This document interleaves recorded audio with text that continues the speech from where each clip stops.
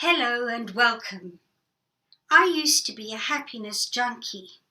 I was in constant pursuit for certainty in my life in order to always feel happy. For some years, I used deep meditation techniques and even held my very own meditation workshops and sessions in order to guarantee that certainty and happiness was a constant in my life.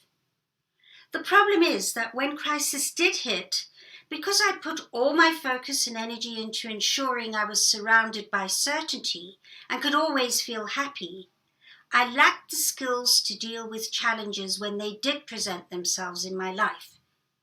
And over time, I realized that actually being attached to certainty placed me into inevitable uncertainty. In other words, the more I tried to avoid uncertainty, the more uncertain my life became. And this left me captive to living with overwhelming inner turmoil. And even though I presented to the world as a bright personality and was the most positive and upbeat person, I found it seemed to guarantee nothing. That I always seemed to be dealing with huge challenges in my life.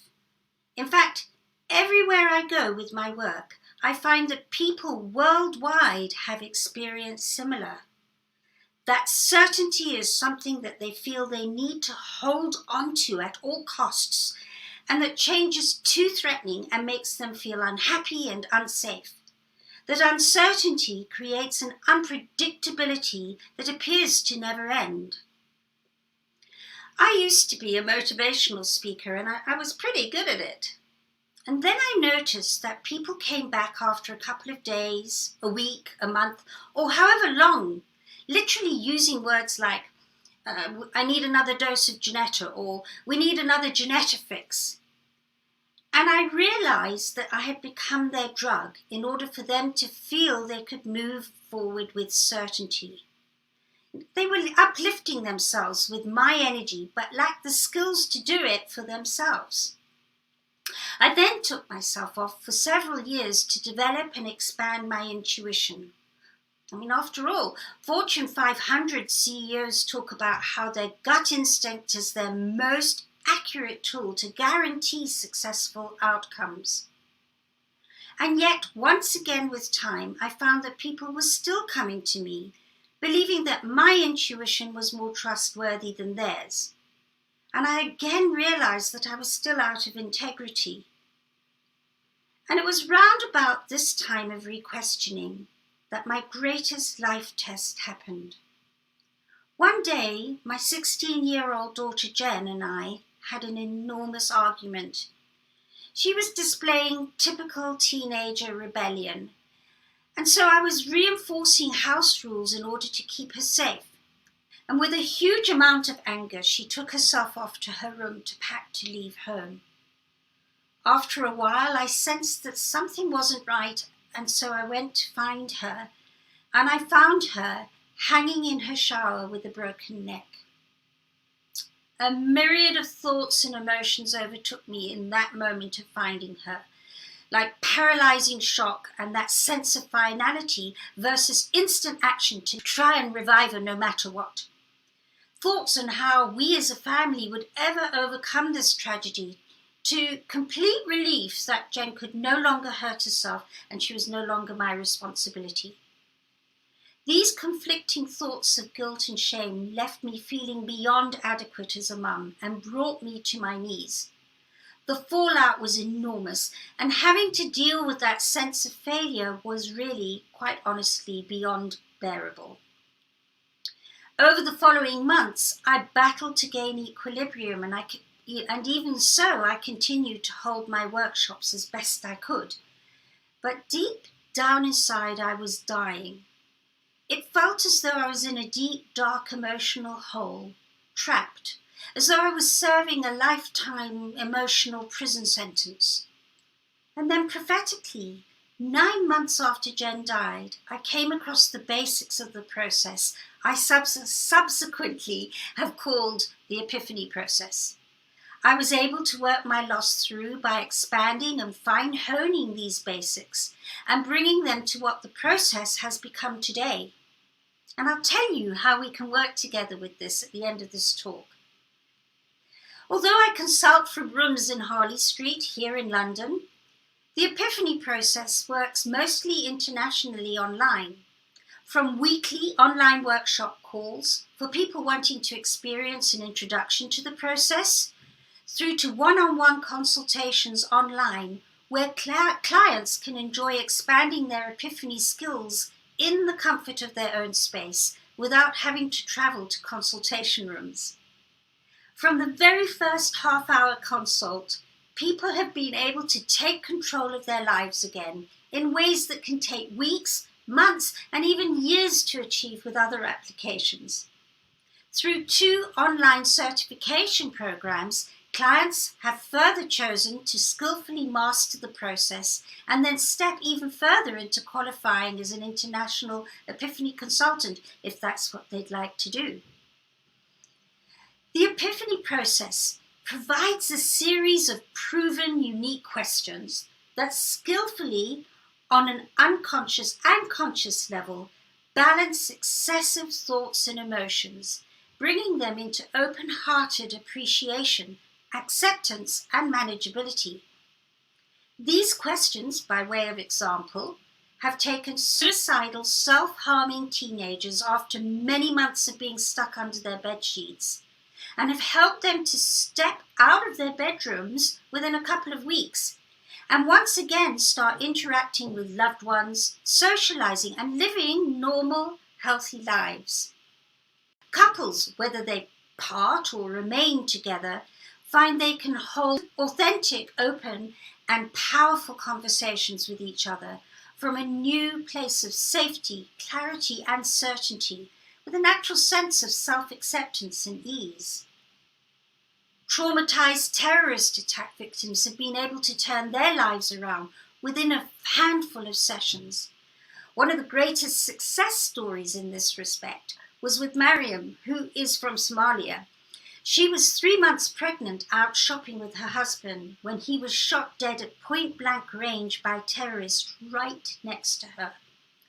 With the help of this process, Mariam was able to powerfully process her trauma and loss and now works representing marginalized Somali women.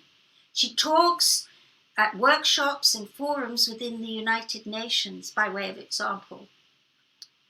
During Corona lockdown, I dealt with many children all around the world, in Australia, Kenya, UK, and the US, even South Africa, who were caught in the confusion of isolation. Several found that their deepest fears magnified with the worry of coronavirus, whilst being trapped at home. And it was as if their emotional fear volume dial had automatically been turned up. And again, through utilizing the Epiphany's questions, their magnified fears became manageable and all but disappeared. They no longer felt bothered by them. Also during the lockdown time, I worked with 3 brothers with autism under the age of 12. Can you imagine in lockdown with that age? Who shifted from serious levels of fighting with each other, even using words like, "I'm going to kill you," into using powerful conversation skills from new levels of acceptance, understanding, and empathy. After just even 4 sessions, people find that they are spontaneously, open-heartedly, and more easily dealing with their everyday challenges. But here's what I haven't told you. Before forming the Epiphany process, there were several occasions after Jen died where I seriously contemplated taking my own life. Even though I had the basics of this process to work with, I didn't have someone to work them through with on a daily basis, and on 3 occasions I decided it would be easier to leave the planet.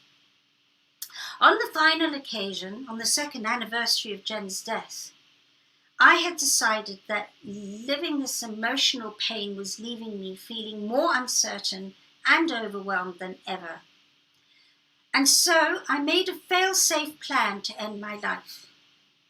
I organized to take some time off and visit my brother 4 hours ride away from me and we agreed that I would only need to next contact him on the train once I was near to his station.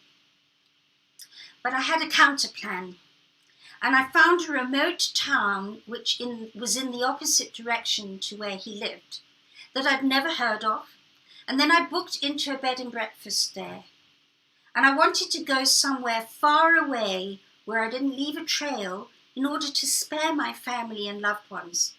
I just wanted to disappear. On the eve of my departure, whilst packing my bags, I unexpectedly received a phone call from my brother. For some reason, he chose to rather call me the night before to confirm my arrival time. And it was this phone call that kicked me out of my initial focus and had me change my plans to arrive safely at his station. It was from there that I made the decision to expand and fine-hone these basic questions. I decided to walk the walk and talk the talk and to authentically live a life of certainty. It was in working the process through personally to these new levels that I was able to eventually come to form the epiphany process. The biggest aha for me for all those years ago was to know that I could make uncertainty become a vital ingredient in my life, to use it to live a balanced, gratitude-filled life. In other words, that uncertainty was equally a positive part of my life as it was negative. This entailed beginning with 3 basic steps, and I'm able to share them with you today to help you to already get started. It's just a start because obviously having a coach to more skillfully work it through and expand it really makes a difference. But beginning with these first steps can already help you along.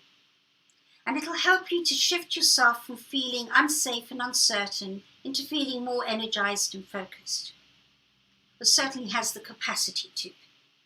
Step 1 is to list all the areas in your life which you feel uncertain in. It's a pretty easy list to do. It's one we run in our minds all the time. And you probably don't even need me to help you to put that one together.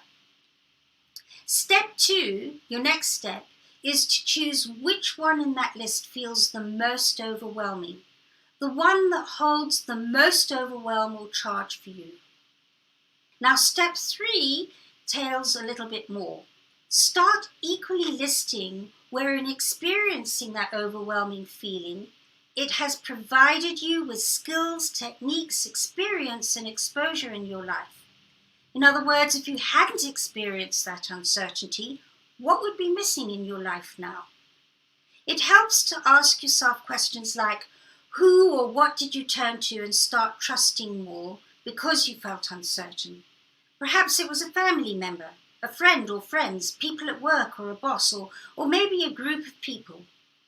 Ask yourself further questions like, what special thing happened with family that would be missing if you'd always felt certain? What did your uncertainty push you to do with family? What did you do different socially that worked and would not have happened if you'd always felt certain? What decisions did you make about your finances and work because of your uncertainty that helped your finances and job to work out better? What did your uncertainty get you to turn to physically? Perhaps it was reading, arts, crafts, exercising, writing. Any of those things could have been running. Who or what did it push you to trust more? The experience of which would be missing in your life if you hadn't felt uncertain. If you like what I spoke with you about today and it resonated with you, then let's jump on a Zoom virtual coffee call together and start creating solutions to challenges you might be dealing with right now. By clicking here, you can secure your time to personally chat with me. I very much look forward to personally meeting you soon, as I send you lots of love for now.